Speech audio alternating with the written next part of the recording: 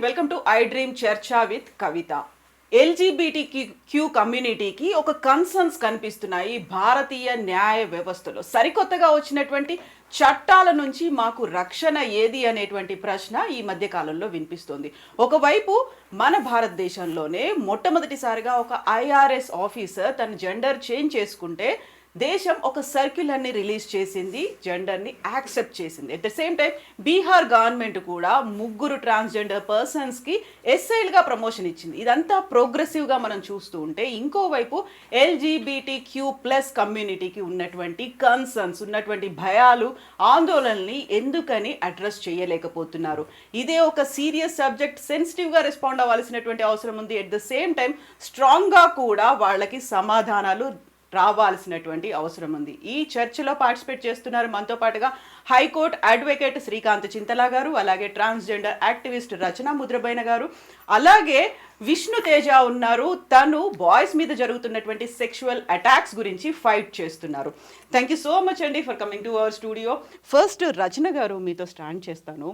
యాక్చువల్గా transgender persons గురించి మీరు ఎప్పటి నుంచో ఫైట్ చేస్తున్నారు. దాని గురించి చేసిన తర్వాత ఒక్క స్టేజ్కి మనం వచ్చాము, పర్లేదు మనకు సమాజం నుంచి ఒక భరోసా వస్తోంది అనుకున్న టైంలో సరికొత్తగా భారతీయ న్యాయ వ్యవస్థలో 3 సరికొత్త చట్టాలు వచ్చాయి. వచ్చిన తర్వాత అవి ఎందుకని మాకున్నటువంటి డౌట్స్ని, లేకుంటే మాకున్నటువంటి భయాలని అవి క్లారిఫై చేయట్లేదు? ఆ కన్సర్న్ ఎందుకు చూపించట్లేదని మీకు అనిపిస్తోంది?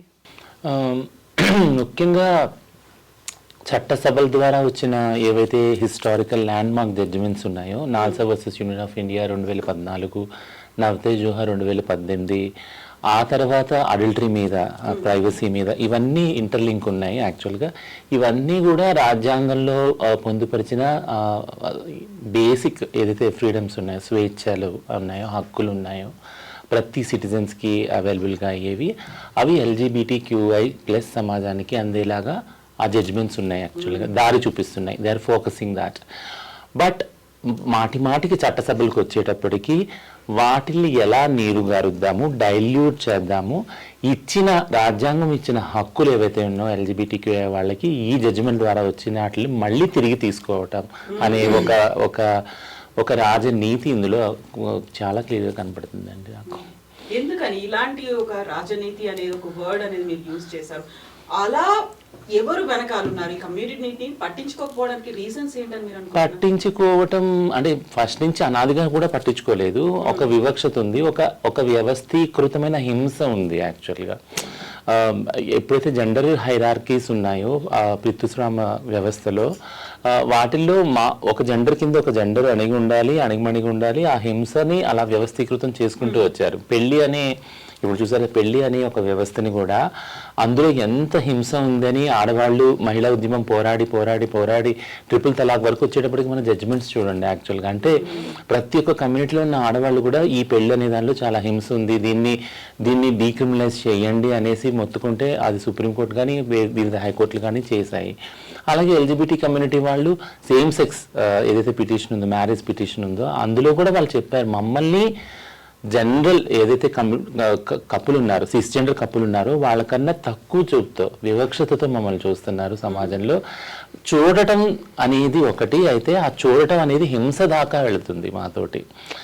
ఫిజికల్ వైలెన్స్ దాకా, వర్బల్ అబ్యూజ్ నుంచి ఫిజికల్ వైలెన్స్ దాకా అది ట్రాన్స్లేట్ అవుతుంది అని ఎన్నో దృష్టాంతాలు కళ్ళ ముందు తీసుకొచ్చి చెప్పారు. అది కాక సెక్స్ వర్కర్ కమ్యూనిటీ, ముఖ్యంగా మహిళలు ఎవరైతే సెక్స్ వర్క్లో ఉన్నారో వాళ్ళు కూడా చెప్పారు, అంటే మేము సెక్స్ వర్క్ చేసినంత మాత్రం మా bodies are not available for violence కదా.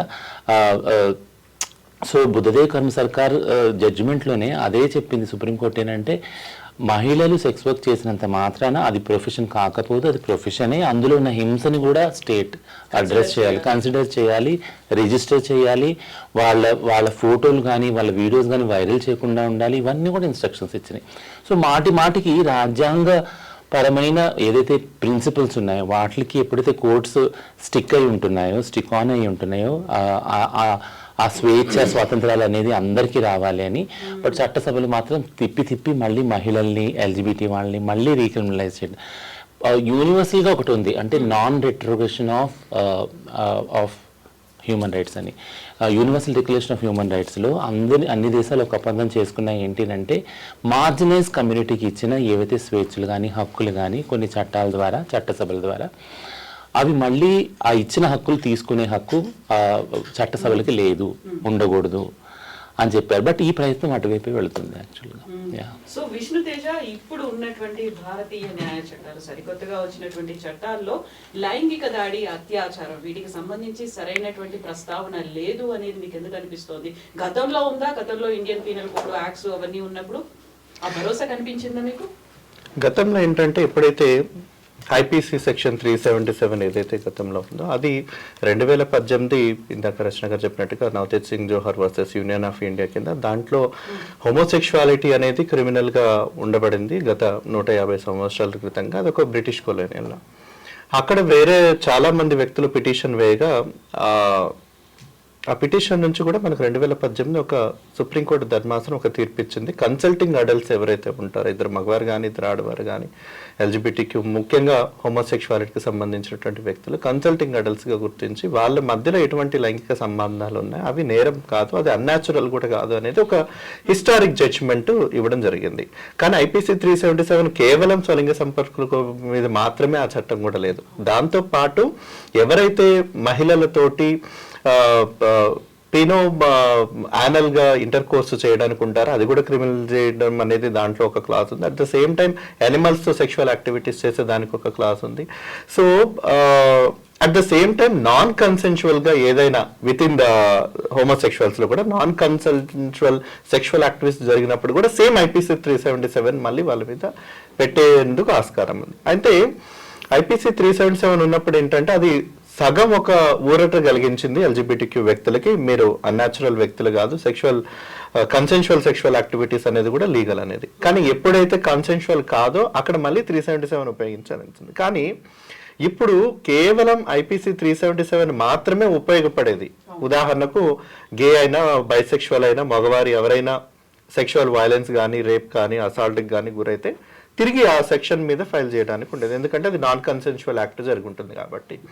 ఇప్పుడు ఏదైతే జూలై 1 నుంచి భారతీయ న్యాయ సంహిత ద్వారా వచ్చినటువంటి చట్టాలు ఏవైతే ఉన్నాయో పూర్తిగా ఐపీసీ 377ని రద్దు చేయడం ద్వారా మేము ఇంకా ఆలోచిస్తున్నాం అసలు అప్పుడు ఇచ్చినటువంటి సుప్రీంకోర్టు ఇచ్చినటువంటి ధర్మాసనం ఇచ్చినటువంటి 377 జడ్జిమెంట్కి విలువ ఉంటుందా ఇప్పటికీ?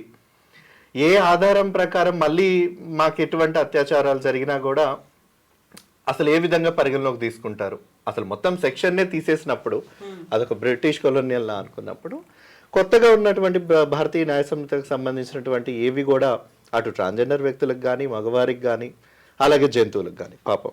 సో ఎందుకు అంత హీనంగా కనిపించాము భారతదేశంలో ఉన్నటువంటి పరిపాలించేటువంటి వ్యక్తులకు కానీ అక్కడ ఉన్నటువంటి రాజ్యాన్ని పరిరక్షించి ప్రజల్ని అందరినీ కూడా సమానంగా, ప్రజల్నే కాదు ఈరోజు కనీసము చాలా బాధాకరమైన విషయం ఏంటంటే ఇక్కడ ట్రాన్స్జెండర్ వ్యక్తులు కానీ మగవారు కానీ మాకు లేదు అని మాట్లాడుకోవడానికి పోరాడడానికి మనకు ఒక నోరు ఉంది, మన వెనక కొంత అంతో ఇంతో బాధితులు ఉంటారు, మనకు వాళ్ళకి కనిపించే ఒక ఉద్యమాన్ని నడిపించడానికి ఉంటుంది. ఏ జంతువు కూడా నన్ను లైంగిక హత్య చేశారు, లైంగికంగా అనుభవించారు, అక్కడ చేశారు అనేది ఏ జంతువు కూడా వచ్చి చెప్పుకోలేదు కదా.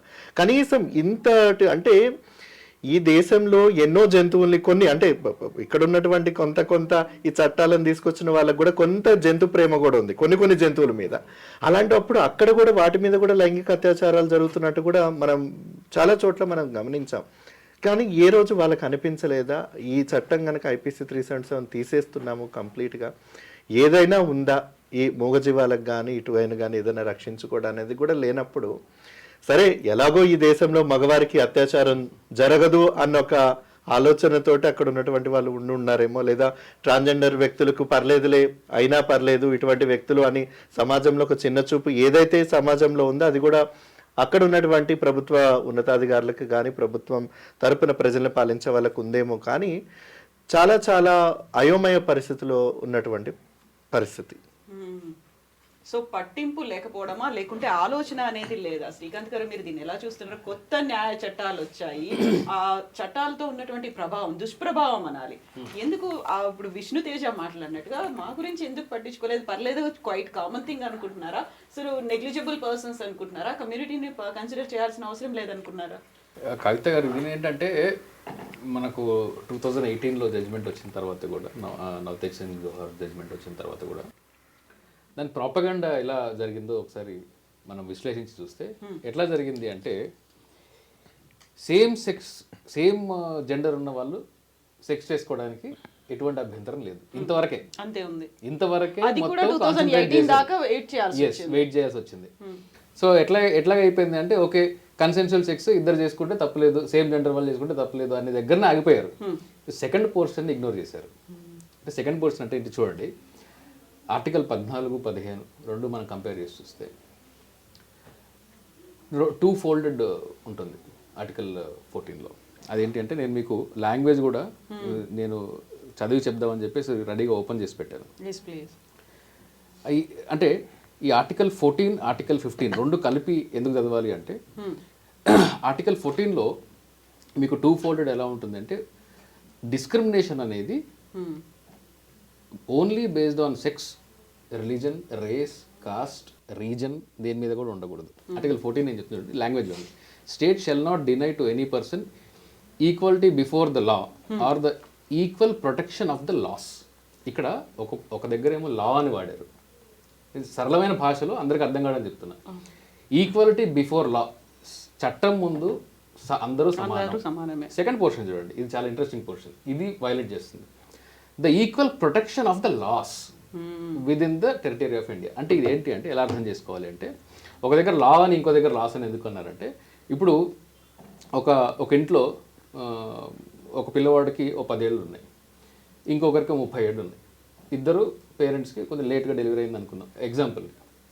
వీళ్ళిద్దరికీ సమాన హక్కులు ఉండాలి, వాళ్ళిద్దరిని సమానంగా చూడాలి, వ్యత్యాసం చూపించకూడదు. అట్లాగని చెప్పేసి 30 ఏళ్ళ వాడికి లైసెన్స్ ఉంది కాబట్టి నేను కారు కొనిస్తాను, బైక్ కొనిస్తాను, 10 ఏళ్ళ వాడికి కూడా కొనియాలి అనకూడదు. So that is not equality. So equal protection ఉండాలి, ప్రొటెక్షన్ ఆఫ్ ద లాస్. అంటే ఈ 10 ఏళ్ళ పిల్లవాడికి సపరేట్గా లా ప్రొటెక్ట్ చేయడానికి సపరేట్ లా చేయాలి. ఇప్పుడు ఆడవాళ్ళ కోసం ఫర్ ఎగ్జాంపుల్, ఆడవాళ్ళకి నేను ఒక చట్టం చేశాను అనుకోండి, ఆడవాళ్ళకి చట్టం చేసినప్పుడు ఇది ఆర్టికల్ 14 వైలేషన్ కదా, మగవాళ్ళకి ఎందుకు లేదు ఈ చట్టం అనడానికి వీల్లేదు. ఎందుకని? ఈక్వాలిటీ అంటే అందరూ సమానమే, కానీ ఈక్వాలిటీ అమాంగ్స్ ద ఈక్వల్స్. మన స్పిరిట్ ఏంటి అంటే ఈక్వాలిటీ అమాంగ్స్ ద ఈక్వల్స్. అందుకని స్త్రీల కోసం చేసిన చట్టాలని ఇది మగవాళ్ళ కోసం లేదు కాబట్టి ఆర్టికల్ 14 వైలేషన్ ఇది అని చెప్పడానికి లేదు. సో అందుకని సెకండ్ పోర్షన్ ఆఫ్ ఆర్టికల్ 14లో లాస్ అనే పదం వాడారు. Equal protection of the laws అంటే ఆడవాళ్ళకి ఎలాంటి ప్రొటెక్షన్ అయితే ప్రొవైడ్ చేస్తున్నారో, పిల్లలకి ఎలాంటి ప్రొటెక్షన్ అయితే ప్రొవైడ్ చేస్తున్నారో, అలా వేరే కేటగిరీస్లో ఉండే వ్యక్తులకి సపరేట్ లాస్ చేసి మరీ ప్రొటెక్ట్ చేయాలి అనేది ఈ ఆర్టికల్ 14 యొక్క స్పిరిట్. అలాగే ఆర్టికల్ 15లో based on race, sex, religion వీటి దేని మీద కూడా వ్యత్యాసం చూపించకూడదు అని చెప్పేసి ఆర్టికల్ 15 స్పిరిట్ చెప్తుంది. అయితే ఇప్పుడు బేస్డ్ ఆన్ సెక్స్ అంటే జనరల్గా కామన్ ఒపీనియన్ ఏమైపోయిందంటే అది 2018 వరకు మగవాళ్ళు ఆడవాళ్ళు ఇది ఓకే న్యాచురల్గా ఉంది, ఇది కాకుండా వేరే అంతా అన్యాచురల్ అని చెప్పేసి ఒక ఆర్గ్యుమెంట్ చేస్తారు. అది కాసేపు పక్కన పెడతాం. బేస్డ్ ఆన్ సెక్స్ అనేది వెదర్ ప్రైవసీ, ఐడెంటిటీ అనేది నా వ్యక్తిగతమా కాదా అనేది క్వశ్చన్ ఇక్కడ. మూడో వాడికి ఎందుకు అసలు what is your sexuality, what is your sexual preference అనేది మూడో వాడికి ఎందుకు అసలు ఏ సంబంధం? It is your privacy. So based on that మీరు డిస్క్రిమినేట్ చేయడానికి వీల్లేదు. ఇప్పుడు 377 తీసేయడం వల్ల ఏమవుతుంది అంటే చిన్నపిల్లల్ని ఆడవాళ్ళని ఒక కేటగిరీలో వేశారు. అంటే మీరు ఈ కొత్తగా వచ్చిన హిందీ చట్టం చూస్తే ఏమనుకోండి, నేను హిందీ చట్టం అంటే అర్థమైంది. కొత్తగా వచ్చిన హిందీ చట్టం చూస్తే భారతీయ న్యాయ సంహిత ఐపీసీ, పాత ఐపీసీ, దీంట్లో ఏం చెప్తారంటే మీకు ఉమెన్ అండ్ చైల్డ్ వీళ్ళిద్దరిని కలిపి ఒక కేటగిరీలో పెట్టారు. కొన్ని దశాబ్దాల పాటు పోరాటం, దాదాపు దశాబ్దాలు అనలేను, అంటే పోస్ట్ ఇండిపెండెంట్ వేసుకున్నాక దశాబ్దాల పోరాటం తర్వాత ఉమెన్ తన ఇండిపెండెంట్ ఐడెంటిటీని సాధించుకున్న తర్వాత ఉమెన్ని కేవలం తన గర్భసంచితో ముడిపెట్టి ఉమెన్ అండ్ చైల్డ్ని కలిపి ఒక కేటగిరీలో వేశారు. అంటే గర్భం లేకుంటే ఉమెన్ కాదా? ఏ కాలంలో బతుకుతున్నాం మనం? సో ఈ ఉమెన్ అండ్ చైల్డ్ అనే కేటగిరీని ఒక కేటగిరీలో వేసేసి వాళ్ళు ఎలాగైతే డిస్క్రిమినేట్ చేస్తున్నారో అదే డిస్క్రిమినేషన్ చైల్డ్ అండ్ అడల్ట్లో ఉంది. ఆర్టికల్ 14 వైలేషన్ ఎలా చెప్తాను చూడండి. పోక్సో యాక్ట్ ప్రకారం 18 ఏళ్ళ కన్నా తక్కువ ఉండే ఏ వ్యక్తి అయినా, మగవాడు ఆడపిల్ల అనలేదు, ఏ వ్యక్తి, ఏ పర్సన్ అయినా, ఎనీ చైల్డ్ అన్నారు అక్కడ. అంటే మగపిల్లోడు కావచ్చు, ఆడపిల్ల కావచ్చు, ఎనీ జెండర్ కావచ్చు, ఎనీ చైల్డ్, 18 సంవత్సరాల కన్నా తక్కువ ఉన్న ఏ చైల్డ్ మీద కానీ సెక్షువల్గా మీరు అసాల్ట్ చేస్తే that is a punishable offence. ఇక్కడ 2 ఆస్పెక్ట్స్ ఉన్నాయి. అంటే మీరు చట్టం ఏం చెప్తుంది, ఒక పక్కన ఎస్ మగపిల్లల మీద కూడా అబ్యూస్ జరగవచ్చు అని చట్టం అంగీకరిస్తుంది, ఐడెంటిఫై చేస్తుంది. It is not the case that లేదు మగపిల్లల మీద అసలు జరగవని చెప్పట్లేదు చట్టం. మగపిల్లల మీద కూడా జరుగుతాయని పోక్సో చట్టంలో చెప్తుంది, ఉమెన్ అండ్ చైల్డ్ అని చెప్పేసి హిందీ చట్టంలో కూడా చెప్తుంది. కానీ 18 ఏళ్ళు దాటిన తర్వాత మీరు రేప్ చేసుకోవచ్చు, సెక్షువల్ అసాల్ట్ చేసుకోవచ్చు. సో ఇది ఎట్లా ఉంది అంటే, ఒకసారి లాంగ్ బ్యాక్ అట్రాసిటీ చట్టం, SC/ST అట్రాసిటీ చట్టం ఉన్నప్పుడు రేప్ అఫెన్సెస్లో ఉమెన్ని, SC/ST ఉమెన్ని రేప్ చేస్తే తక్కువ శిక్ష, IPCలో వేరే ఉమెన్ రేప్ చేస్తే ఎక్కువ శిక్ష ఉండేది. అప్పుడు లెజెండరీ లాయర్ బొజ్జా తారకం గారు రండి మా ఆడవాళ్ళని రేప్ చేయండి అని చెప్పి ఒక కరపత్రం రాశారు. అంటే ఇప్పుడు రండి 18 ఏళ్ళు దాటిన మగవాళ్ళని రేప్ చేయండి అని చెప్పి ఎవరో ఒకరు రాయాలి. అంత హాస్యాస్పదం ఇది. 18 ఇయర్స్ దాటిన తర్వాత మీరు సెక్షువల్ అసాల్ట్ చేసుకుంటే 377 ఇంతకుముందు ఉండేది, 10 years up to 10 years punishable. ఇప్పుడు పనిష్మెంట్ లేదు, దెర్ ఇస్ నో పనిష్మెంట్. అంటే మీరు క్రైమ్నే ఇగ్నోర్ చేస్తున్నారా? That is serious violation of article 14 and 15. And రాజ్యాంగ విలువల్ని, రాజ్యాంగంలో ఉండే ఈక్వాలిటీ అనే ఒక దీన్ని ఇగ్నోర్ చేయడం. సామాజిక రుగ్మత ఎక్కడుందంటే కవిత గారు, రాజ్యాంగం లాంగ్వేజ్ కానీ, క్రిమినల్ చట్టాల లాంగ్వేజ్ కానీ, ఏ చట్టం లాంగ్వేజ్ అన్న కానీ చూడండి, ఒక వ్యక్తిని రాజ్యాంగం ఎనీ సిటిజన్ అంటుంది. Any citizen, not any person, not even any person, any citizen. Whether LGBT community is వాళ్ళు సిటిజనా కాదా, పౌరులా కాదా, వాళ్ళు మనుషులు, they have their own mind. Just because వాళ్ళ సెక్షువాలిటీ ఏదో డిఫరెంట్గా ఉన్నందుకు నువ్వు సిటిజన్ కాదనలేవు కదా. రాజ్యాంగం భాష ఏంటి?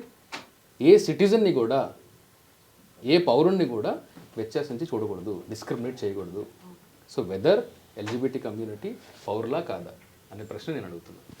సో రజని గారు, ఇప్పుడు 2024 జూలై 1 నుంచి ఇవి అమల్లోకి వస్తాయి అనుకున్న నాటి నుంచి ఏవేవైతే చట్టాలు ఉన్నాయో, ఆర్టికల్ 377 దీన్ని తొలగిస్తున్నారు ఇవన్నీ అనుకున్నప్పుడు, సెక్షన్ 377 అనుకున్నప్పుడు అప్పటి నుంచి మీరు పోరాటాలు చేస్తూ వస్తూ ఉన్నారు. ఇది కావాలి, లేకపోతే ఏం జరుగుతుంది అనేది చాలా క్లియర్గా శ్రీకాంత్ గారు చెప్పారు. 18 years తర్వాత సెక్సువల్ అసాల్ట్ చేయొచ్చు అన్నట్టుగా ఉంది అంటే, సో అదొక సీరియస్ కన్సర్న్. దీన్ని ఎందుకు వాళ్ళు అడ్రస్ చేయలేకపోయారు? ఇప్పుడు మార్చినటువంటి 3 చట్టాల్లో అది ఎందుకు రాలేదు?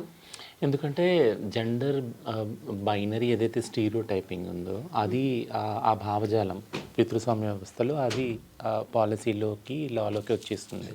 మనం ఎంత ఆపుదామన్నా కానీ అది ఎక్కడి నుంచి వస్తుంది అంటే, ఆటోమేటిక్గా ఏదైతే హైరార్కీ స్ట్రక్చర్స్ ఉన్నాయో, కాస్ట్ సిస్టంలో రిలీజన్, కాస్ట్, క్లాస్ ఇవన్నీ ఉన్నాయి కదా, వాటిల్లో ఆటోమేటిక్గా ఎవరైతే ప్రివిలేజ్ కాస్ట్ నుంచి ఉన్నారో వాళ్ళే అక్కడ చట్టసభల్లో ఉన్నారు, వాళ్ళే చట్టాలు చేస్తున్నారు యాక్చువల్గా. సో వాళ్ళకి ఎప్పుడు కూడా మార్జినలైజ్, దిగువ ఉన్న ఎవరైతే ఉన్నారో కులాల వాళ్ళు కానీ, గ్రూప్స్ వాళ్ళు, క్లాస్ వాళ్ళు కానీ, వాళ్ళు అసలు హ్యూమన్ బీయింగ్స్ లాగా కనపడరు, యాక్చువల్గా మనుషులే కాదు అని. ఇప్పుడు చూడండి, ఈ చట్టాల్లో కూడా వింత లాంగ్వేజెస్, లస్ట్ అనేది ఒక దాన్ని తీసుకొచ్చారు. లస్ట్ అని అంటే మేమన్నాము, transgenders persons protection of rights act చేసినప్పుడు 2019లో డిస్క్రిమినేషన్ని ఉంది. అందులో డిస్క్రిమినేషన్ చేయొద్దు ట్రాన్స్జెండర్ వాళ్ళతో, డిస్క్రిమినేషన్నే డిఫైన్ చేయలేదు. అంటే 377లో అన్యాచురల్ సెక్స్ అనేదాన్ని డిఫైన్ చేశారు. అంటే పీనోవజైనల్ సెక్స్ కాక ఇతర సెక్స్లన్నీ అని అన్నారు. అది క్లియర్గా ఉంది. కాబట్టి ఇతర సెక్స్ చేసేవాళ్ళు మేము కాబట్టి దాన్ని డిక్రిమినలైజ్ చేయమని మేము పోరాటం చేశాము. బట్ ఈ చట్టాలు ఎప్పుడైతే చేసుకుంటా వస్తున్నారో అదొక బ్లాక్ హోల్ లాగా ఒక స్పేస్ని అక్కడ క్రియేట్ చేస్తున్నారు. ఉదాహరణకి అదే 2014 జడ్జిమెంట్ని అనుసరించి 2018లో ఆంధ్రప్రదేశ్లో ఒక జీవో వచ్చింది 20 అని. అందులో ఎంత బ్యూటిఫుల్ జీవోను, అందులో అంత బాగున్నాయి, అన్ని ఫెసిలిటీస్ ఇవ్వాలి, పెన్షన్ ఇవ్వాలి, ఇదంతా అన్నారు. ఎడ్యుకేషన్లో కానీ ఎంప్లాయ్మెంట్లో కానీ వివక్ష జరగకూడదని అన్నారు. మేము చూసినప్పుడు 2019 కన్నా ముందు వచ్చిన జీవో ఇది. మేము అప్పుడే అన్నాము ఏపీ గవర్నమెంట్కి వెళ్ళి మీరు వివక్షత అన్నారు, అసలు వివక్షత అంటే ఏంటి అనుకుంటున్నారు మీరు, దాని నిర్వచనం ఎలా ఇస్తుంది? నిర్వచనం ఏంటి? మేము ఈ గడప బయట కాలు పెట్టిన దగ్గర నుంచి కొజ్జ, చెక్క, మాము, గూడ్ ఇదంతా అంటానే ఉంటారు మమ్మల్ని. అది ఎదుర్కోలేక మేము ఇంట్లో ఉండలేక ఇంట్లో వాళ్ళు మా అన్నదమ్ములు అమ్మ నాన్న అందరు ఇదే అంటున్నారు, బయట కూడా ఇదే అంటున్నారు. మరి మేము అంటే ఇది వివక్షలా కనపడలేదా మీకు? దీన్ని క్వాంటిఫై చేసి క్వాలిఫై చేసి మీ చట్టంలో తీసుకురావడానికి మీకు ఏమి ఇబ్బంది ఉంది? ఏది ఆపుతుంది యాక్చువల్ కదా? ఎస్సీ ఎస్టీ అట్రాసిటీ యాక్ట్లో క్లియర్గా డిఫైన్ చేశారు కదా దళిత ఉమెన్ని, దళితుల పట్ల వివక్షత అంటే ఏంటి, హింస అంటే ఏంటి క్లియర్గా డిఫైన్ చేశారు. అట్లాంటప్పుడు ట్రాన్స్జెండర్ విమెన్ గురించి ఒక యాక్ట్ చేసేటప్పుడు మీరు డిస్క్రిమినేషన్ అనే దాన్ని ఎందుకు డిఫైన్ చేయలేదు? యాక్చువల్గా దాన్ని ఎందుకు అంత వదిలేశారు? అలా వదిలేసినప్పుడు మీరు రైట్స్ గురించి ఎంత బాగా మాట్లాడినా, ఒక 1000 పేజీలు రాసినా కానీ, వాళ్ళ స్కూల్లో పెట్టండి, వాళ్ళకు ఉద్యోగాలు ఇవ్వండి, ఎంత రాసుకున్నా కానీ అది రామకోట్లాగా వద్దు, కానీ దానిలో ప్రయోజనం ఏముంటుంది? ఇప్పుడు మేము కొజ్జా అని బయటికి వెళ్ళి అన్నప్పుడు మేము ఎంతో హుందాగా చదువుకుంటాం, చీరగట్టుకుంటాం, అంతా కాన్ఫిడెంట్గా బయటికి వెళ్తాం. ఎవరో ఒకడు మొహాన వచ్చి ఎంతైనా కొజ్జా అని అన్నప్పుడు ఎక్కడికి వెళ్ళిపోతాం? అంతే 100 మెట్లు ఎక్కిన వాళ్ళం అమాంతంగా కింద పడిపోతాం, అవునా కాదా? సో చట్టసభల్లో ఈ మినిమం సెన్స్ ఏదైతే ఉందో లేని వాళ్ళు యాక్చువల్గా చట్టాలు చేస్తున్నారనేది చాలా క్లియర్గా అర్థమవుతుంది. ఇందాక శ్రీకాంత్ గారు చెప్పినట్టు బైనరీలో సెక్స్ అనేది ఉంది, ఆ స్టీరియోటైపింగ్ ఎలా లాలో వస్తుంది అనే దాని గురించి కొద్దిగా విశ్లేషణ చెప్పాలంటే, ఇప్పుడు ఈ సేమ్ సెక్స్ మ్యారేజ్ దాన్ని మేము మ్యారేజ్ ఈక్వాలిటీ అంటున్నాం. మ్యారేజ్ ఈక్వాలిటీ ఎందుకనంటే రాజ్యాంగం ప్రకారం ఒక ఆడవారికి మగవారికి పెళ్లి చేసుకునే హక్కు ఉంటే ఖచ్చితంగా ఎల్జిబిటీ వాళ్ళకు ఉండాలి. వాళ్ళు ఏ విధంగా కూడా తక్కువ సిటిజన్స్ కాదు కదా, మేమందరం సిటిజన్స్, నాగరికులమే కదా. సో మేమందరము పౌరులమే, భారతీయ పౌరులమే. కాబట్టి వాళ్ళకున్నది మాకెందుకు లేదు? Minimum common sense. అలా ఆలోచించుకున్నప్పుడు అది ఇవ్వాలి కదా. దానిలో మళ్ళీ మెలికి తీసి అంటే లేదు ఇప్పుడు అంటే 377 జడ్జిమెంట్లో అప్పుడు వచ్చినప్పుడే మేము వాయిస్ రేజ్ చేసాం. ఏంటంటే మీరు సెక్స్ చేసుకోవచ్చు 4 గోళ్ల మధ్య, 18 ఏళ్ళు దాటాక కన్సెన్స్ ఉంటే, మిగిలిన సివిల్ రైట్స్ ఏవైతే ఉన్నాయో వి విల్ డీల్ లేటర్. మిగిలిన అంటే పెళ్ళి, అడాప్షను, ప్రాపర్టీ, ఇవన్నీ సివిల్ రైట్స్ అన్ని మేము తర్వాత డీల్ చేస్తాం. మేము అనుకున్నాం అంటే మీకు ఒక సెక్సే కనపడుతుంది. కేవలం మేము ఇలా ఈ కమ్యూనిటీలో ఉంది కేవలం దానికోసం. At the end of the day నేను అదే 100 సార్లు చెప్పాను ఎన్ని మీడియాలో, at the end of the day we were minimize to sex. Lesbian, gay, bisexual, transgender అనే వాళ్ళు వీళ్ళు సెక్సే ఉంది. ఈ లస్ట్ఫుల్ ఏదైతే పదం ఉందో నాకు అది వినంగానే చదవంగానే లస్టా, వాట్ ఈస్ దిస్ యాక్చువల్లీ అంటే ఆ లస్ట్ అనే దాన్ని కూడా ఒక విపరీతమైన లస్ట్తో ఉన్నవాళ్ళు ఒకవేళ అఫెన్స్ చేస్తే దాన్ని ఎలా డీల్ చేయాలన్నది కొత్త న్యాయదానంలో పెట్టారంటే, మళ్ళీ ఇప్పుడు ఈ లస్ట్ అనే దాన్ని ఎవరు డిఫైన్ చేస్తారంటే ఖచ్చితంగా ఎల్జిబిటీ వాళ్ళు ఒక విపరీతమైన సెక్స్ చేస్తారన్న ఒక ఉద్దేశం ఉంది సమాజంలో. చట్టాలు చేసే వాళ్ళకి అన్యాచురల్గా ఉంది 377 డీక్రిమినలైజ్ అయినా కానీ వీళ్ళు ఎందుకు చేశారయ్యా అంటే, ఎందుకంటే వీళ్ళు సెక్షువల్ బీయింగ్స్, వీళ్ళు సెక్సే చేస్తారు, వీళ్ళ జీవితంలో సెక్స్ తప్ప ఏం చేయరు, అన్నం తినరు, పడుకోరు, ఏమీ చేయరు. ఎందుకంటే ఈ అర్థం అంతా ఎక్కడి నుంచి వస్తుందంటే ఆడవాళ్ళు మగవాళ్ళు ప్రొక్రియేషన్ చేస్తారు అంటే పిల్లల్ని కంటారు కాబట్టి వాళ్ళు చేసే సెక్స్ సంస్కారమైన సెక్స్. ఎల్జిబిటీ వాళ్ళ వల్ల పిల్లలు కలగరు కాబట్టి వాళ్ళు సెక్షువల్ బీయింగ్స్, సెక్స్ కోసమే పుట్టారు, సెక్స్ తప్ప ఇంక వాళ్ళ జీవితంలో ఏం లేదని ఒక అండర్స్టాండింగ్ వస్తుంది. దానికోసమే ఏర్పడ్డటువంటి ఒక కమ్యూనిటీగా భావన అనేది అలాగే ఉంది. సో ఇప్పుడు విష్ణు లేటెస్ట్గా చూసినటువంటి ఇదేమో ప్రోగ్రెసివ్ ట్రెండ్ లాగా కనిపిస్తుంది. ఇప్పుడు మనం మాట్లాడుకున్న ఐఆర్ఎస్ కావచ్చు, లేకుంటే 3 ఎస్ఐలని బీహార్ ప్రమోట్ చేసింది అనుకున్నవి. సరే, దానికే సంతృప్తి పడితే సరిపోదు కదా, చేయాల్సినటువంటి ఫైట్, రావాల్సినటువంటి మార్పు చాలా చాలా చాలా ఉంది. ఇంతకాలం నుంచి ఇన్ని లక్షల మంది దేశవ్యాప్తంగా ఒక ఫైట్ చేస్తున్నారు, మా డిమాండ్ ఇది అనుకున్నప్పుడు అస్సలు కన్సిడర్ చేయకుండా ఉన్న ఫలానా ఒకే రోజు వచ్చేసాయి 3కి 3 మీవేవి అడ్రస్ చేయలేదు అనుకున్నప్పుడు ఫైట్ ఎలా చేయాలనిపిస్తుంది? ఇప్పుడు ఎలా ముందుకు వెళ్ళాలి? మాకు రక్షణ ఉంది, లేకుంటే మా వాయిస్ మేము ఇక్కడ వినిపించుకోవచ్చు అనేది అనిపిస్తుంది మీకు? మనం గతంలో ఒక చిన్న సందర్భాన్ని గుర్తు చేస్తాను. 5 ఏళ్ల కిందట మనం ఒకే ఒక స్టూడియోలో మనం కలుసుకున్నాం. మనం అప్పట్లో మగపిల్లలపై లైంగిక దాడులు ఏ విధంగా జరుగుతున్నాయని చర్చలో మనం అయ్యాం. ఆ రోజు విష్ణుతేజ యాజ్ ఏ గేమెన్ అయినా కూడా మీ ఎవ్వరికి కూడా తెలియదు విష్ణుతేజ కేవలం ఒక చైల్డ్ సెక్షువల్ అబ్యూస్ సర్వైవర్ గానే మీకు తెలుసు. ఆ రోజు స్టూడియోలో కానీ మనం మాట్లాడుకున్న సందేశం కానీ సందర్భం కానీ అదే. కానీ అదే విష్ణుతేజ అప్పుడు ఉన్నటువంటి ఐపీసీ 377 ప్రకారం ఒక క్రిమినల్. ఆ రోజు స్టూడియోలో కూర్చున్నటువంటి విష్ణుతేజ 2018 ఎప్పుడైతే 2018 Navtej Singh Johar versus Union of India judgement రాకముందు మనం కూర్చున్నాం కాబట్టి అప్పట్లో విష్ణుతేజ ఒక క్రిమినల్ గానే స్టూడియోలో కూర్చున్నాడు. ఒక క్రిమినల్ లాగా పరిగణించబడినటువంటి విష్ణుతేజ ఆ చట్టం ప్రకారము ఏ కారణం చేత ఒక మగవాడినై ఉండి ఇప్పుడు మా మీద కూడా లైంగిక దాడులు ఉన్నాయి, ఏ చట్టం కూడా లేదని నేను చెప్పగలుగుతానా? చెప్పలేను. కానీ మగపిల్లల మీద జరుగుతూ ఉంది, పోక్సో చట్టం ద్వారా ఎటువంటి న్యాయం జరగట్లేదు అనేది ఆ రోజు 5 ఏళ్ల కిందట. ఈ రోజు చూసారా పరిస్థితి ఎక్కడికి వచ్చిందో? మగపిల్లల దగ్గర నుంచి వదిలేసి ఈరోజు మగవారి మీద లైంగిక దాడులు జరుగుతున్నా కానీ ఆ చట్టాన్ని రీపీల్ చేసిన తర్వాత కొన్ని నెలల తర్వాత ఇప్పటికి సంవత్సరాలు అవుతుంది, అసలు ఇప్పుడు ఏకంగా ఆ చట్టమే లేదు. శ్రీకాంత్ గారు చెప్పినట్టుగా రండి రేపు చేసుకోండి 18 ఏళ్ళు నిండిన తర్వాత అనేది ఒక ఆహ్వానమే అయిపోయింది కదా అందరికీ. పోరాడాలి అని అంటే ఎలాగ? ఇప్పుడు చాలా మంది ఒక మెయిన్స్ రైట్స్ మీద పోరాడాలన్నా లేదా మేల్ చైల్డ్ సెక్షువల్ అబ్యూస్ మీద పోరాడాలన్నా సమాజం అంతా ఎలా చూస్తుందంటే మగవాడే కదా ఇంకొక మగవాళ్ళనైనా ఇంకొక ఆడవారినైనా ఇంకొక ఏ ఇతర వ్యక్తుల పట్లైనా లైంగికంగా హింసించేది, దాడులకు పాల్పడేది అనేది సమాజం అంతా నమ్ముతుంది.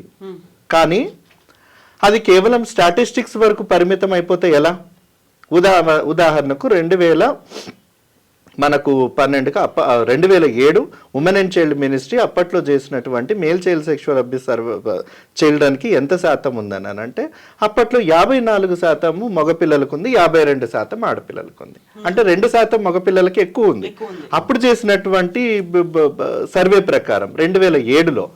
అంటే ఇప్పుడు 2007 నుంచి 2024 వరకు ఎంతమంది? అప్పటికింకా 2% కదా. కానీ పోక్సో అమెండ్మెంట్ అయిన తర్వాత 2012 తర్వాత ఆడపిల్లలకి సెక్షువల్ అసాల్ట్ జరిగినప్పుడు బిలో 18 ఎక్కడ హోమ్లో ఉంచాలి, ఎలా పరిగణించాలి, ఎలా ట్రీట్మెంట్ చేయాలి, ఎలా సైకలాజికల్ ట్రామాని బయటకు తీసేయాలి, ఒక సర్వైవర్ అయినటువంటి ఒక గర్ల్ చైల్డ్కి ఏ హోమ్లో ఉంచాలి, ఎటువంటి ఫుడ్ పెట్టాలి, ఎటువంటి వ్యక్తులు చుట్టూ ఉండాలి, ఎటువంటి వాతావరణం కల్పించాలి, ఉద్యోగం ఎగ్జాక్ట్లీ అమ్మాయికి చదువుకోవడానికి భరోసా ఏంటి, తర్వాత ఇన్ని ఆలోచించినటువంటి అమెండ్మెంట్స్ తీసుకొచ్చినప్పుడు అదే అప్పట్లో మగపిల్లోడికి ఉన్నాయా? దాంట్లో చాలా సందర్భాల్లోనండి ఒక హోమ్ పెట్టాలంటే మగపిల్లోడు అత్యాచారం గురైన మేల్ చైల్డ్కి లేదు. ఈ survive with the trauma years and years and years and years. అప్పట్లో మనం కూడా ఉన్నాం. ఒకప్పుడు కొన్ని సందర్భాల్లో సెక్షువల్ అబ్యూస్లలో కూడా పర్పెట్రేటర్ ఎవరైతే ఉంటున్నారో he was a survivor with the same trauma, with the same child sexual abuse.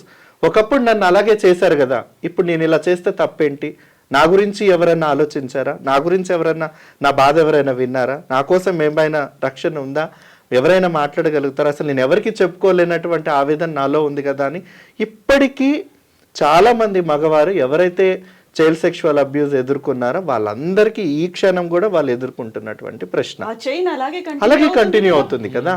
ఇప్పుడు ఐపీసీ 377 ఏదైతే అప్పట్లో పార్షియల్గా క్రిమినలైజ్ చేసి హోమోసెక్షువల్ మగవారిని పార్షియల్గా రిమూవ్ చేసిన తర్వాత ఇప్పుడు చట్టాన్ని తీసేసిన తర్వాత ఏంటి? ఉదాహరణకు ఒక కేసు చూద్దాం. మాజీ ప్రధానమంత్రి దేవగౌడ గారి వారి యొక్క మనవడు ఒక పార్టీ వర్కర్ అయినటువంటి ఒక మగతనని లైంగికంగా హింసించాడు లేదా వేధించాడు.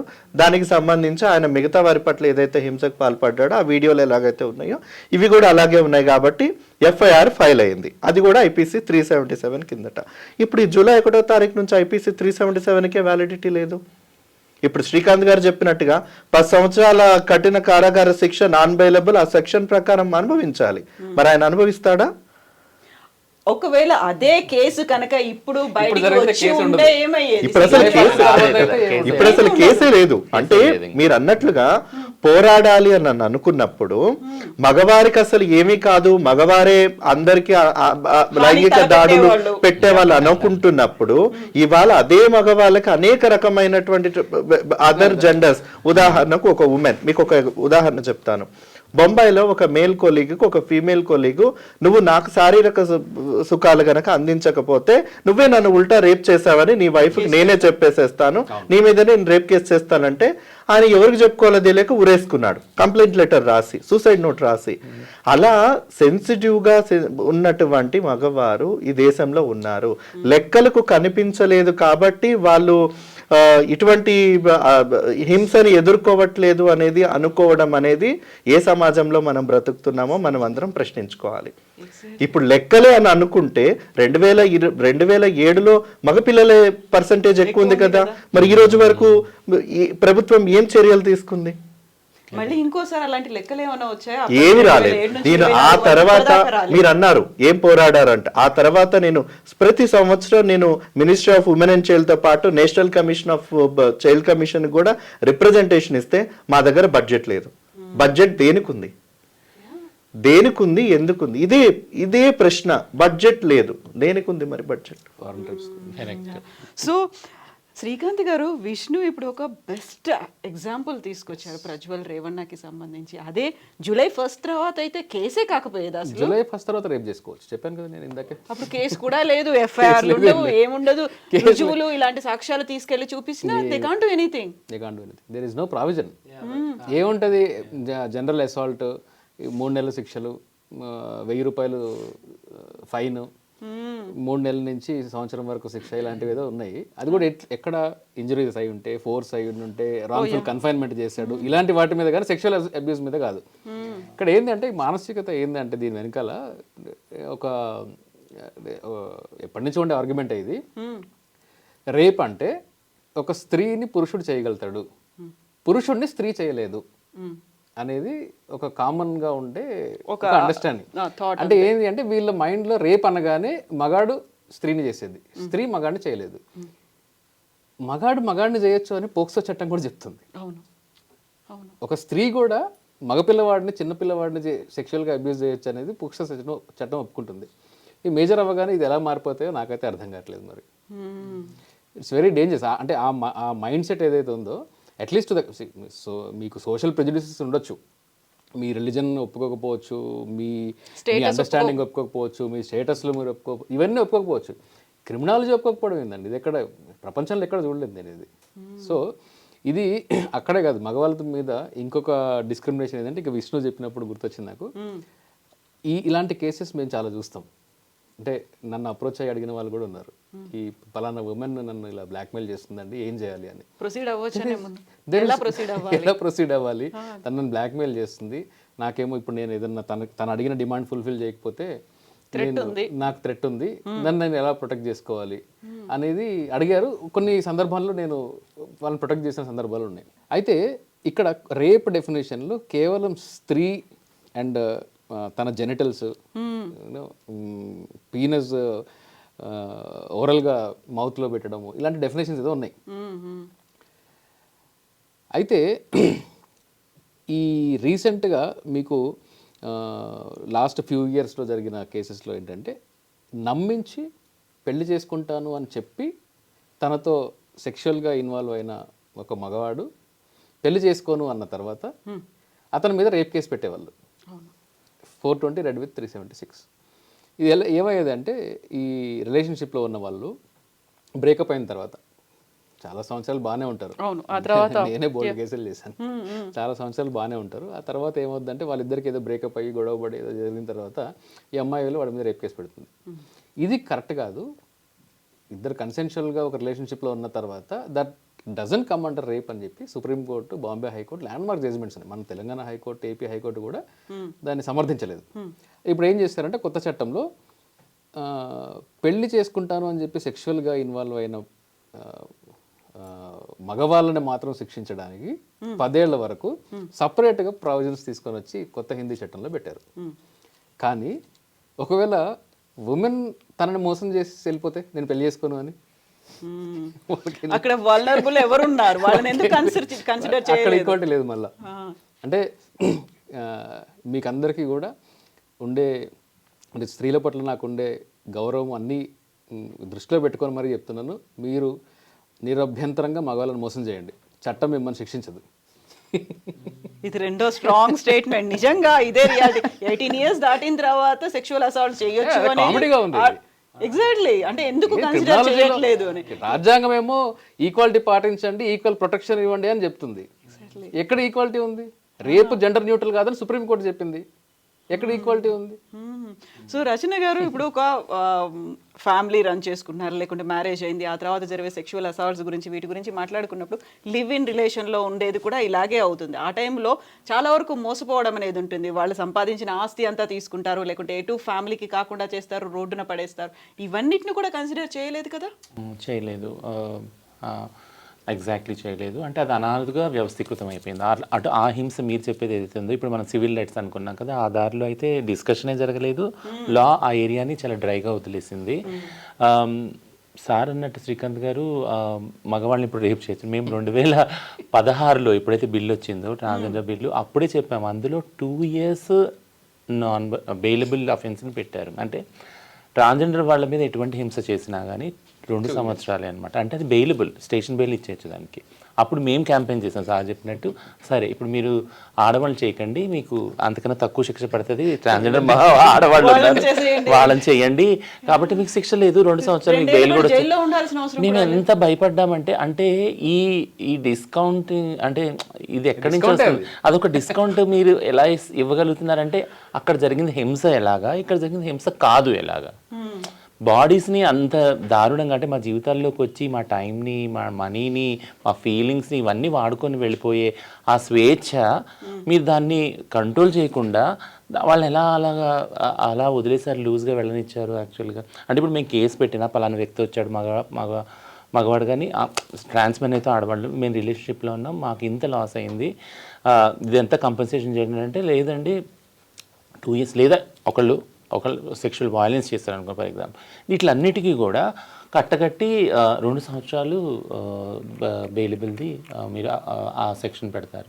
ఐపీసీలో సెక్షను మినిమం విమెన్కి 7 to 9 years ఉంది కదా, మినిమం ఉంది, అది వదిలేసి ఇది పెడుతున్నారంటే ఇది డిస్కౌంట్ ఇవ్వడమే కదా. కానీ మీకు ఒక ఇంట్రెస్ట్ విషయం చెప్తాను ఏంటి అంటే, 2018లో లా కమిషన్కి ఇండియన్ లెవెల్లో విమెన్ ఫెమినిస్ట్ యాక్టివిస్ట్ ఎవరైతే ఉన్నారో, మేము అందరం ఎల్జిబిటీ వాళ్ళందరూ ఒక చోటగా ఉన్నప్పుడు ఢిల్లీలో ఈ 2 రోజులు మీటింగ్ జరిగింది, దీని మీద చేసాం. అప్పుడు ఈ డిస్కషన్ వచ్చింది ఏంటంటే, ఎందుకు జెండర్ న్యూట్రల్గా లేవు రేప్ లాస్, అంటే జెండర్ న్యూట్రల్గా ఉండకూడదని మేమే యాక్చువల్గా అడ్వకేట్ చేసాం. యాక్చువల్గా మహిళా ఉద్యమం అడ్వకేట్ చేసింది. ఎందుకనంటే 2 రీజన్స్, వ్యాలిడ్ రీజన్స్ గుర్తుపెట్టుకోండి. ఒకటి ఏంటి అంటే, మీరు జెండర్ న్యూట్రల్ చేసినప్పుడు మగవాళ్లే రేప్ చేసి ఆడదే మమ్మల్ని రేప్ చేసింది అనేది ఒక చిన్న అబ్జెక్షన్. అంటే వీటి కన్నా చర్చ కన్నా ముందు, ఈ కంక్లూజన్ కన్నా ముందు ఒక చర్చ బాగా జరిగింది. ఏంటి అంటే, మగవాళ్ళు రేపు గురుకారు ఎందుకు కారు అవుతారు, మగవాళ్ళు రేపు గురి అవుతారు. కాకపోతే బలవంతులు అనేది మాస్కులినిటీ ఉంటుంది, ఆడవాళ్ళు కొంచెం బలహీనంగా ఉంటారు అనే కాన్సెప్ట్ అలా ఉండిపోయింది కాబట్టి దే కాంట్ డు అనేది. బలహీనులు బలవంతులు వదిలిపెట్టి ఒక పేట్రియార్కల్, సిస్ పేట్రియార్కల్, మిసోజినిస్టిక్ సొసైటీలో మగవాడు రేపు గురి కావడం ఏమిటి అని చూస్తారు కదా. అసలు మగాడికి రేపు అవుతుందా, నువ్వు దీన్ని రేపు ఎలా అంటారు అనే ఒక ఇది వస్తుంది, స్పర్ధ వస్తుంది కదా. అందుకని అది మగవాళ్ళ హాని దెబ్బతీస్తుంది యాక్చువల్గా. అందుకంటే మగవాళ్ళు ఎక్కడికైనా ఎప్పుడైనా ఎలా అయినా ఎవరితోనా అంటే ఫ్రీగా సెక్స్ కోసం రెడీగా ఉంటారనేది ఒక పర్సెప్షన్ సొసైటీలో కదా. బట్ అందరూ మర్చిపోయేది ఏంటంటే, రేప్ అనేది ఇష్టపూర్వకంగా జరిగే సెక్స్ కాదు, అక్కడ ఇష్టం లేదు, బలవంతం ఉంది. ఒకటి నేను చెప్పాను కదా, ఒకటి ఏంటంటే మగవాళ్ళే రేప్ చేసి ఆడవాళ్ళు మమ్మల్ని రేప్ చేశారని అంటారు, అదొకటి. ఇంకోటి ఏంటంటే, అనాదిగా జస్టిస్ వర్మ కమిటీ పెట్టినప్పటి నుంచి కూడా మేము చెప్తున్నాం ఏంటంటే, లా కమిషన్కి, జస్టిస్ వర్మ కమిటీకి కూడా, మీరు పర్పెట్రేటర్ మెన్ ఉంచండి, ఓకే, ఆయన మగాడు అనేవాడు సమాజంలో బలంగానే ఉన్నాడు, తన వల్ల హింస అనేది ప్రకోపితం అవుతుంది, వస్తుంది, వైలెన్స్ వస్తుంది, కానీ విక్టిమ్ని జెండర్ న్యూట్రల్ చేయండి. The perpetrate can be men ఉంటాడు, మెన్ని రేప్ చేస్తాడు, విమెన్ని రేప్ చేస్తాడు, క్యూర్ పీపుల్ని రేప్ చేస్తారు, ట్రాన్స్ వాళ్ళని రేప్ చేస్తారు, పిల్లల్ని చేయొచ్చు. సో దీన్ని అట్లీస్ట్ మీరు జెండర్ న్యూట్రల్ చేయండి లేదా డైవర్స్ చేయండి అంటే, ఇప్పటికి కూడా rape laws perpetrator is men and the victim is like sir చెప్పినట్టు విమెనే ఉంది.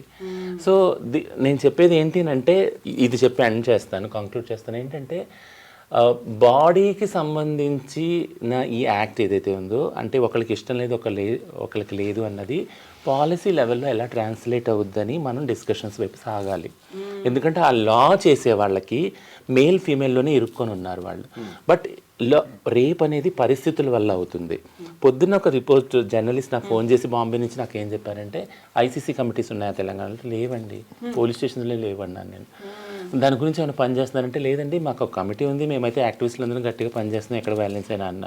మరి దీనికి రెమెడీ ఏంటి రచన గారు అంటే, నేను ఒకటే అన్నాను, ఈ 2018లో ఈ డిస్కషనే జరిగింది. కంక్లూజన్ ఏం జరిగిందంటే, రేప్ని ఒక పవర్ఫుల్ కాన్ఫ్లిక్ట్గా చూడటం స్టార్ట్ చేయండి. పవర్ఫుల్ పవర్లెస్ వాళ్ళ మధ్య జరిగే ఒక యుద్ధం ఏదైతే ఉందో అది రేప్ కదా. పవర్ఫుల్ ఎవరైనా పర్లేదు. అదే ఇప్పుడు నేను ఫీమేల్ ఆఫీసర్ని ఉంటాను, నా సబార్డినేట్ ఒక మేల్ ఉంటాడు, అందమైన మగవాడు, నేను చేయొచ్చు. ఇది రివర్స్ కూడా కావచ్చు కదా. సో ఆ కాన్ఫ్లిక్ట్ ఏదైతే ఉందో దాన్ని చూడండి, ఆ సర్కమ్స్టాన్సెస్ని బట్టి దాన్ని ఐసీసీలో గైడ్లైన్స్ తీసుకురండి.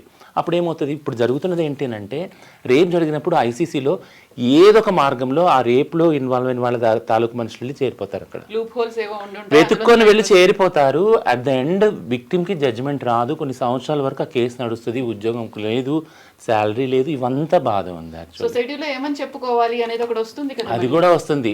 పైగా ఒకటి నడుస్తుండగానే రెండోది కేసు కూడా ఇదైపోతుంది. ఏంటంటే ఇప్పుడు నాకు తెలిసిన చాలామంది ఫ్రెండ్స్ ఎవరైతే ఉన్నారో సెక్షువల్ అసాల్ట్ మీద కేసు ఫైల్ చేసిన వాళ్ళకి వాళ్ళ మీద ఒక సస్పెన్షన్ కాకుండా 2వ సస్పెన్షన్ వేట్ కూడా పడింది. థింగ్ ఏంటంటే ఇట్ విల్ రీక్రిమినలైజ్. ఒక్కసారి ఆల్రెడీ విక్టిమ్ క్రిమినలైజ్ అయ్యి ఉంది, సెక్షువల్ అసాల్ట్ అయ్యింది, వాళ్ళని ఒక వ్యవస్థలో పవర్లో ఉన్న వాళ్ళందరూ మళ్ళీ ఆమెను రీక్రిమినలైజ్ చేస్తూ ఉన్నారు.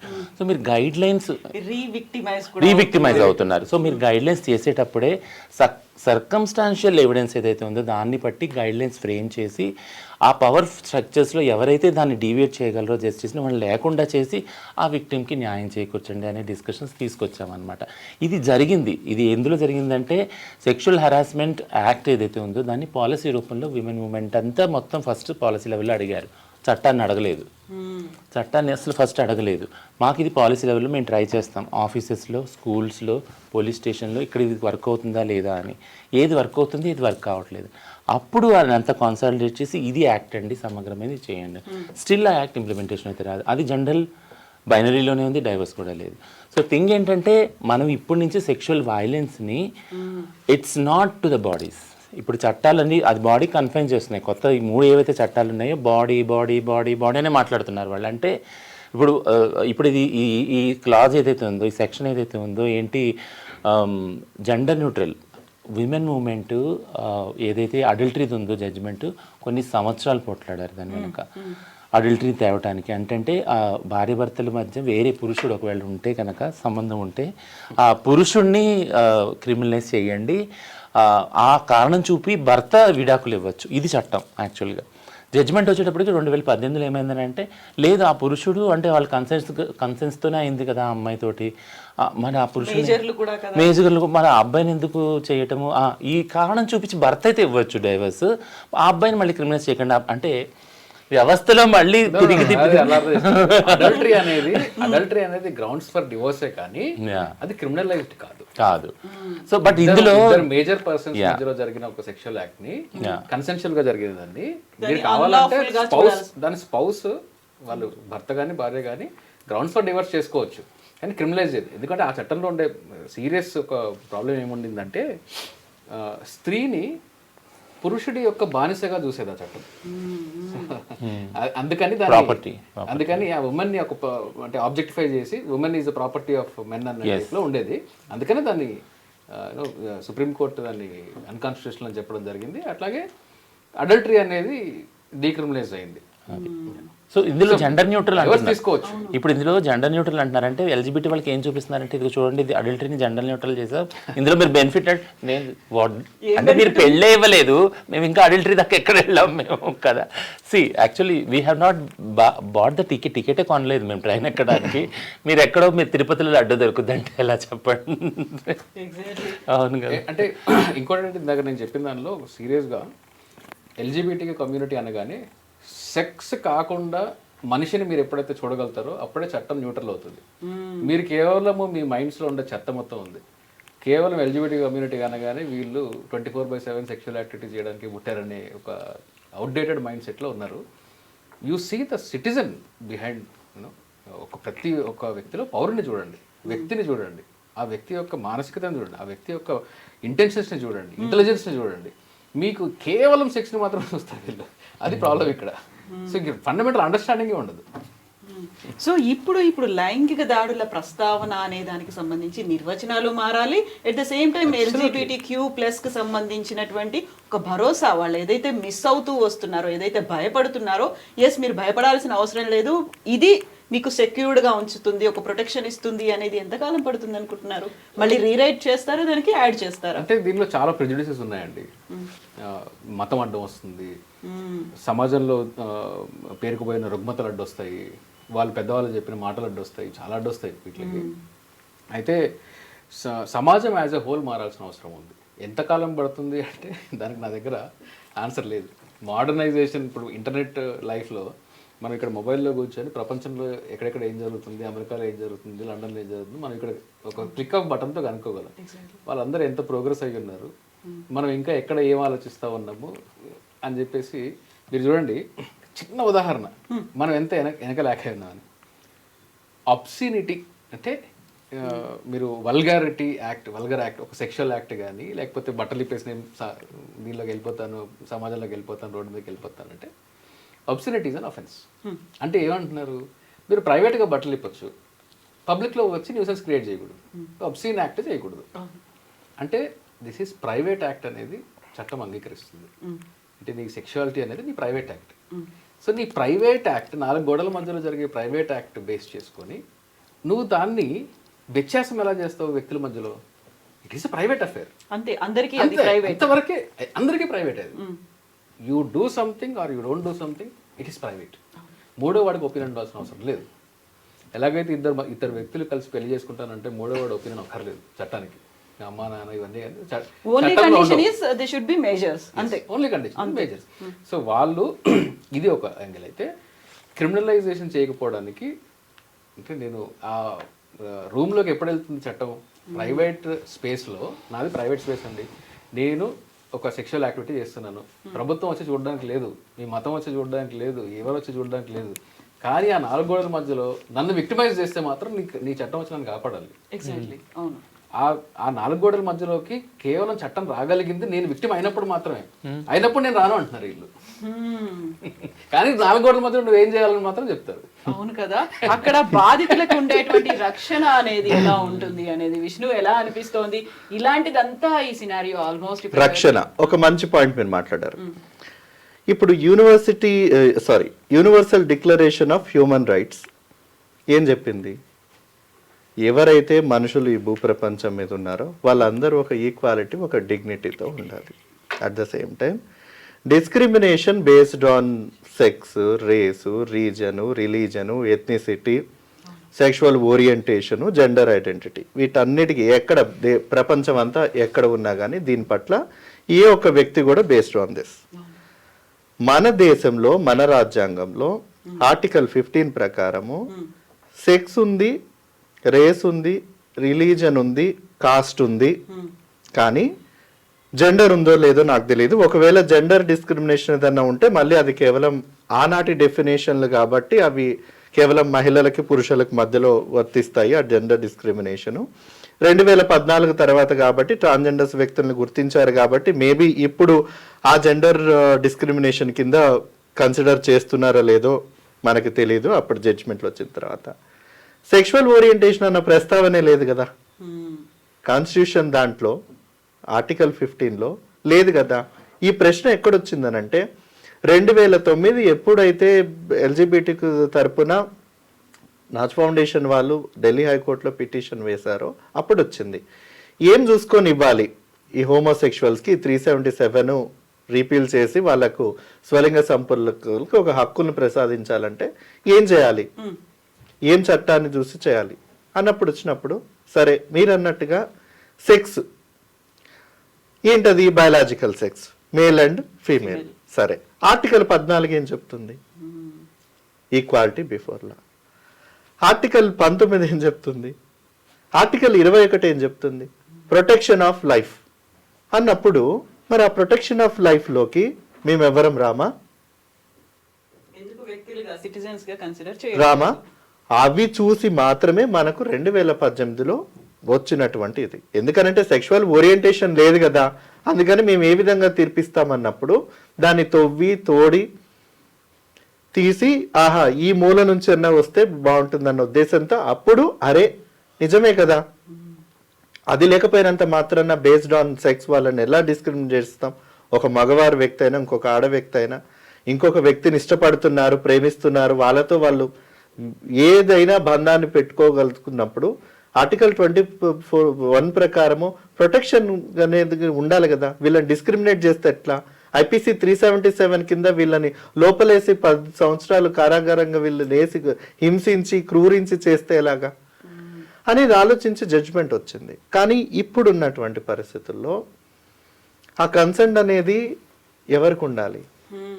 ఇప్పుడు సూడో ఫెమినిజం అని నేను ఒక మాట మాట్లాడతాను. ఎందుకన్నానంటే ఎప్పుడైతే మగపిల్లలు మగవారు ఇటువంటి ఈరోజు మనం ఇక్కడ కూర్చోగలుగుతున్నామో, చాలా మంది అన్నారు ఈ మాట్లాడే పురుష హక్కుల వాదులందరూ ఎక్కడికి వెళ్ళిపోయారని. అప్పుడు మాట్లాడే పురుష హక్కుల వాదులందరూ కూడా 498 చుట్టే ఉండిపోయారు. కేవలము ఇక్కడ ఫెమినిజం అన్నా కానీ పురుష హక్కులు కొంతమంది పురుష హక్కుల వాదుల గురించి నేను మాట్లాడతాను. వాళ్ళు కూడా ఉన్నారు. వాళ్ళకి కూడా నిజంగా అండి ఇక్కడున్న సూడో MRS కానీ సూడో ఫెమినిస్ట్లకు కానీ వీళ్ళెవ్వరికి కూడా మానవతావాదం ఏంటి, మానవ హక్కులు ఏంటి అనేది వాళ్ళకి తెలుసో లేదా అక్కడ కూడా వాళ్ళ మనసుల్లో ఆ వివక్షత అనేది ఉంటుందేమో. అదైతే నాకైతే ఇప్పటికీ ఒక అర్థం కానటువంటిది ఏంటంటే, ఎందుకు ఈ మాట అంటున్నానంటే సో కాల్డ్ మెన్స్ రైట్స్ యాక్టివిస్టులు కొంతమంది మగవారు ఉన్నా మెన్స్ రైట్స్ తరపున ఆడవారు ఢిల్లీ స్థాయిలలో పెద్ద పెద్ద వాళ్ళు ఎక్కడో పోరాడుతున్నాం వీళ్ళ కోసం అనుకునే వాళ్ళు ఎవరైనా కానీ men and sexual violence, men and sexuality, men and gender identity గురించి ఈరోజు ఎవరు కూడా పొరపాటున కూడా ఆ విషయాల గురించి మాట్లాడిన వాళ్ళు లేరు. ఇప్పుడు మెన్ అండ్ వైలెన్స్లో ఇవన్నీ రావండి. మెన్ అండ్ సెక్షువాలిటీలో as a cisgender gay men నేనున్నాను, నా sexuality homosexual person, I'm not a heterosexual person, I'm talking about the violence which is against me. ఎక్కడ మాట్లాడాలి? వీటన్నిటికీ ఎవరు కలుపుకొని రావాలి? మా జెండర్ గురించే మేము పోరాడతాము, మా దాంట్లో ఉన్న స్త్రీలు మమ్మల్ని హింసిస్తున్నారని 498 గురించి వీళ్ళు మాట్లాడతారు, మగవాళ్ళందరూ పురుగులు దుర్మార్గులు మృగాలు అనేసి మేము మాట్లాడతాము అని విభజించుకున్నప్పుడు మనం అక్కడ మానవ హక్కుల్ని విస్మరించాం కదా. అలా విస్మరించినప్పుడే కదా ఇప్పుడు ఇటువంటి పాలకులకైనా కానీ ఎవరి వాళ్ళు ఎక్కడ వాళ్ళు పోరాడుతూ ఉన్నారు, అసలు దీంట్లో హక్కులు ఎవరికి కావాలి ఎవరికి కావాలనేది కూడా వాళ్ళకు కూడా అటువంటి డౌట్. సరే ఇప్పుడు మనకు ఆయన ఇప్పుడు ఉన్నటువంటి ఆయన రెవెన్యూ కేసు వచ్చింది కాబట్టి సరిపోయింది. మీకు చెప్తున్నాను, శ్రీకాంత్ గారికి కూడా చాలా బాగా తెలుసు, ఎందుకంటే ఆయన దగ్గరికి నేను చాలా కేసులు తీసుకెళ్తాను. మగవారికి ఎప్పుడైనా సెక్షువల్ అబ్యూజు వాళ్ళు దొంగతనానికి చేయబోయి సెక్షువల్ ఫేవర్స్ తీసుకొని ఇబ్బందులు పెట్టి ఎక్స్టార్షన్ చేసిన సందర్భాల్లో తీవ్రంగా యానల్ ఇంటర్ కోర్సు చేసిన తర్వాత బ్లీడింగ్ అయిపోయిన తర్వాత ఏదైనా IPC 377 పెట్టండి, ఇన్వోక్ చేయండి, అది నాన్ కన్సెన్షువల్గా జరిగిందని అంటే ఇప్పుడు తెరిచి చూసి ఎవరు చేస్తారు, దానికి ఉన్న మెడికల్ ప్రొసెసర్స్ ఏమో మాకు తెలియదు. ఇదంతా ఇన్వెస్టిగేషన్ చేయాలంటే పై అధికారి దగ్గర నుంచి లెటర్ రావాలి, ఆ FIR ఫైల్ చేస్తామంటే ఛార్జ్ షీట్ ఫైల్ చేయడానికి చాలా ఇన్వెస్టిగేషను ఇంట్రాగేషన్ అనేది అంతా జరగాలి. ఇప్పుడు అదంతా అయ్యేది కాదు. దొంగతనం కేసు పెడతాను, లేదా తిట్టాడని పెడతాను, లేదా ఇంకొక 4-5 కేసులు పెడతాను. సరే వాడు ఒకడే అంటాడు నాకు డబ్బులు వద్దు సార్, నాకు పోయింది, కానీ ఇంకొకటికైనా ఇలా జరగకుండా ఇప్పుడు నేనైతే మీ దగ్గరకు వచ్చాను, మిగతా వాళ్ళు అలా రాగలుగుతారా? ఎంతమంది మగవాళ్ళు ఇలా జరిగింది అని చెప్పుకోవడానికి బయటకు వస్తారు? ఈ మధ్య కాలంలో మనం వినట్లేదా ఫిలిం ఇండస్ట్రీలో కానీ మోడలింగ్ ఇండస్ట్రీలో కానీ మగవాళ్ళని కూడా కాస్ట్ అండ్ కోచ్ కింద ఉంచి చూస్తున్నారని వాళ్ళు ఎవరైనా చెప్పుకుంటున్నారా? చెప్పుకుంటే ఏంటంటే ఇప్పుడు ఒకానొక సందర్భంలోనే మగాడే నీకు సిగ్గుందారా, నిన్నెవరో రేప్ చేస్తారని చెప్పుకోవడం ఏంటని. సరే ఇప్పుడు రేప్ డెఫినేషన్కి వెళ్ళినప్పుడు ఏమనుకుంటున్నారు? ఇప్పుడు మగవారు ఆడవారిని చేయగలుగుతారు. రేప్ అనేది నాకు తెలిసి రేప్ సంబంధించి డెఫినేషన్కి వస్తే ఇప్పుడున్న వరకు నాకు తెలిసి 10వ తరగతి పోరగాళ్ళ దగ్గర నుంచి మిగతా ఉన్న వాళ్ళందరికీ కూడా సినిమా ప్రభావం వల్లనో లేదా సోషల్ మీడియా ప్రభావం వల్ల రేప్ అంటే ఏంటనంటే బలవంతంగా ప్యాంటు జిప్పు ఇప్పేసేసి అమ్మాయి బట్టలు ఇప్పేసేసి ఇంటర్ కోర్సు వెజైనలకి గట్టిగా పురుషాంగం తోసేస్తే అది రేప్ వాళ్ళ అభిప్రాయం ప్రకారం. కానీ శ్రీకాంత్ అడ్వకేట్ గారు ఇక్కడే ఉన్నారు. రేపు దాని కేవలం ఇంటర్ కోర్సు ఫోర్స్ఫుల్ ఇంటర్ కోర్సుకే పరిగణిస్తున్నారండి? లేదు. కన్సెన్చువల్ లేకుండా ఎక్కడ ముట్టుకున్నా, చీర కొంగు లాగినా, డ్రెస్ చున్ని లాగినా, ఏదైనా సెక్షువల్ అబ్యూస్ చేసి బాడీని ఒక విధంగా షేవింగ్ చేస్తూ మా పర్వర్షంగా మాట్లాడినా పెడుతున్నారు కదా. దానికి డెఫినేషన్ రాదులే కానీ స్త్రీ వజనాలు పెనిట్రేషన్ అక్కర్లేదు. అలా అనుకున్నప్పుడు పెనిట్రేషన్ అక్కర్లేదు. మగవాడికి రేప్ జరగాలి అని అనుకుంటే స్త్రీ ఆ విధంగా చేయలేదు కదా. స్త్రీకి మగవారికి ఉన్న జెనైటల్ ఆర్గన్స్ లేవు కదా. స్త్రీ రేప్ చేయలేదు కదా. ఏ విధంగా మగాడు రేప్, ఇంకే విధంగా మగాడు రేప్ కి గురవుతాడు? బట్ యాక్చువల్గా విమెన్, సారీ ఇంటర్వ్యూన్ చేస్తున్నాను మధ్యలో, విమెన్ మూవ్మెంట్లో ఈ డిస్కషన్ కూడా ఏంటి అంటే శిక్షణ పెంచుకుంటూ పోతే ఈ క్రూరమైన ప్రవృత్తి మారుతుందా? కానీ కాదు. యాక్చువల్గా శిక్ష అనేదాన్ని బట్టి ఇప్పుడు నిర్భయ దానిలోనే అట్ దెన్ 2016 వరకు రేప్ లాస్ ఏదైతే 2000 నుంచి అంటే ఏదైతే చేంజ్ గ్రాడ్యువల్గా వచ్చింది. ఇప్పుడు విష్ణు చెప్పినట్టు అంటే ఓన్లీ సెక్షువల్ ఆర్గన్సే కాదు, ఇంకా వేరు వేరు వస్తువులు లేదా కన్సెంట్ విషయంలో కూడా వచ్చింది. నో నో నో అని ఎన్నిసార్లు చెప్పి ఇవన్నీ వచ్చినాయి కదా. 2016 వరకు ఏదైతే రేప్ చట్టాలు మారినాయో అక్కడ ఇంకొక అండర్స్టాండింగ్ కూడా వచ్చింది ఏంటంటే నిర్భయ తర్వాత రేప్ చేసి చంపేస్తున్నారు యాక్చువల్గా. అంటే ఎక్కడ ఎవిడెన్స్ దొరకకుండా చేసేస్తూ ఉన్నారు అనమాట. సో ఇది వైలెన్స్ ఇంకొక విధంగా రూపంలో వస్తుంది ఇక్కడ. అంటే ఇంతకుముందు అట్లీస్ట్ రేప్ చేసేసి వదిలేసిన వాళ్ళు కంప్లైంట్ చేయడానికి వెళ్ళేవాళ్ళు, పలానా వాళ్ళు చేసేవాళ్ళు. ఇప్పుడు అది కూడా లేకుండా ఇది చేస్తున్నారు. బట్ థింగ్ ఏంటంటే ఒక సమాజంలో ఏదైతే సెక్షువల్ వైలెన్స్ అవుతుందో అది ఎవరి పట్ల అయినా కానీ ఎవరి బాడీస్ అని కూడా డిస్టర్బ్ చేస్తూ ఉన్నారు. దాన్ని సామాజికంగా ఎలా డీల్ చేయాలి అన్న మెకానిజమ్స్ వైపు మన చర్చలు వెళ్ళట్లేదు. శిక్షలు పెంచుకుంటా పోతే శిక్షలకు భయపడి తగ్గుతుంది అని అనుకుంటున్నారు కానీ బట్ ఇది నేర ప్రవృత్తి ఏదైతే ఉందో అది శిక్షలని మించి ఉంటుంది యాక్చువల్గా. ఇప్పుడు నేరం చేసేవాడిది ప్రవృత్తి ఎలా ఉంటుంది మీరు కదా, ఒక నేరం చేస్తే ఒక 307 అయితే ఓకే ఆల్రెడీ ఒకటి అయింది, ఇంకోటి చేస్తే ఏమవుతుంది మా అయితే వెళ్ళొస్తాం. ఇట్లా శిక్ష చేసేవాడిది ఏదైతే మానసిక ప్రవృత్తి ఉంటుందో ఇలా నేరం చేసేవాడి ప్రవృత్తి ఎలా ఉంటుందో శిక్షల పట్ల ఇలా ఉంటుంది వాళ్ళ ఆలోచన. సో మీరు శిక్షణ పెంచుకుంటా పోవడం వల్ల నేరం తగ్గుతుందా సమాజంలో? లేదు. అది కూడా కొన్ని మార్జినలైజ్ కమ్యూనిటీస్ అయితే ఉన్నాయో వాళ్ళు జైల్లో మగ్గుతున్నారు యాక్చువల్గా. క్రైమ్ పరంగా చూసుకున్నా కూడా అంటే ఇదంతా ఏంటంటే సెక్షువాలిటీ, జెండరు, ఎల్జిబిటీ విషయాలకు సంబంధించి మనం అసలు చర్చిస్తున్నామా? ఎగ్జాక్ట్లీ. ఈ చర్చ అనేది ఎందుకు రావట్లేదు శ్రీకాంత్ గారు? ఎందుకు ఇంకా చిన్న చూపు, వివక్ష లేకుండా అవసరమా అనేటువంటి భావన? ఇప్పుడు కేవలం విక్టిమ్ అయినటువంటి ఆ పర్సన్ బాధే కాదు, ఆ ఫ్యామిలీ బాధ కూడా ఉంటుంది కదా అందులో. సో దీన్ని ఎందుకు కన్సిడర్ చేయలేదు? అట్ ద సేమ్ టైం ఎంత టైం పడుతుంది ఫైట్లు అనేవి మళ్ళీ మొదలు పెట్టాలి? ఈ జెండర్ సెన్సిటైజేషన్ చేయాలి, ఎల్జిబిటీ కమ్యూనిటీ మీద జరిగే వైలెన్స్ మీద కానీ వీళ్ళకుండే హక్కుల మీద కానీ సెన్సిటైజేషన్ చేయాలి అనేది I think subject to correction supreme court directions ఉన్నాయి. పోలీస్ వాళ్ళకి స్పెషల్గా డైరెక్షన్స్ ఉన్నాయి. ప్రతి పోలీస్ స్టేషన్లోనూ ప్రతి స్టేట్ పోలీసులు దీనికి ఒక సపరేట్ సెల్ పెట్టి సెన్సిటైజేషన్ ప్రోగ్రామ్స్ చేయాలి. జడ్జ్మెంట్ వచ్చిన దగ్గర నుంచి ఇప్పుడు దాకా ఇండియాలో నాకు తెలిసి ఎక్కడ 1-6 జరుగుండొచ్చేమో కానీ చాలా తొందరలో మీకు డేటా కూడా ఇస్తాను, అసలు చేయలేదు. సుప్రీంకోర్టు జడ్జ్మెంట్ని వైలేట్ చేస్తున్నారు. So state morality, constitutional morality అంటాను నేను, రాజ్యాంగ నైతికత అంటాను. ఇది సామాజిక నైతికత అంటే కన్నా మించినది. రాజ్యాంగ నైతికత ఏంటి అంటే మనకు రాజ్యాంగంలో కొన్ని హక్కులు ఉన్నాయి. డాక్టర్ బిఆర్ అంబేద్కర్ ఆయన కాన్స్టిట్యూషన్ ప్రజెంట్ చేసేటప్పుడు చాలా ముఖ్యమైన ఒక ప్రసంగం అనేది ఏమన్నారంటే we are entering into a phase of contradictions అన్నారు. అంటే మనం ఒక వైరుధ్యమైన దశలోకి అడుగుపెట్టబోతున్నాము. ఎందుకంటే రాజ్యాంగంలో మనం ఏదైతే పొందుపరుచుకున్నామో సమానత్వము, స్వేచ్ఛ, సౌభ్రాతృత్వము ఇలాంటివన్నీ మనం రాజ్యాంగంలో ఏవైతే పొందుపరుచుకున్నామో అది సమాజం తిరస్కరిస్తుంది. సమాజానికి రాజ్యాంగానికి మధ్యలో ఒక కాన్ఫ్లిక్ట్ ఉంది. ఈ కాన్ఫ్లిక్ట్ మనం ఎంతకాలం అని చెప్పేసి తీసుకెళ్తాము. సో సమాజాన్ని మార్చాల్సిన అవసరం ఉంది, సమాజంలో ఇలాంటి రుగ్మతలు తీయాల్సిన అవసరం ఉంది. ఒకవేళ ఈ కాన్ఫ్లిక్ట్ కానీ చాలా కాలం కానీ జరిగింది అంటే ఇంత కష్టపడి మనం నిర్మాణం చేసుకున్న ఈ స్వేచ్ఛ, సమానత్వం, సౌభ్రాతృత్వం మీద నిర్మాణం చేసుకున్న రాజ్యాంగాన్ని ఎవరైతే విక్టిమ్స్ ఉన్నారో వీళ్ళు దాన్ని ధ్వంసం చేసే ప్రమాదం ఉంది. కాబట్టి ఆ సమాజానికి రాజ్యాంగానికి మధ్య ఉండే కాన్ఫ్లిక్ట్ని మనం తీయాల్సిన అవసరం ఉందని చెప్పి డాక్టర్ బిఆర్ అంబేద్కర్ అన్నారు. ఈ సమాజానికి రాజ్యాంగానికి ఉండే కాన్ఫ్లిక్ట్ ఏదైతే ఉందో అదే ఇక్కడ ఎల్జిబిటీ కమ్యూనిటీ అయినా మగవారు రేప్ గురవరు అన్నారు. కానీ ఆ కాన్స్టిట్యూషనల్ మొరాలిటీకి సమాజానికి మధ్యలో ఉండే ఈ కాన్ఫ్లిక్టే దానికి కారణం.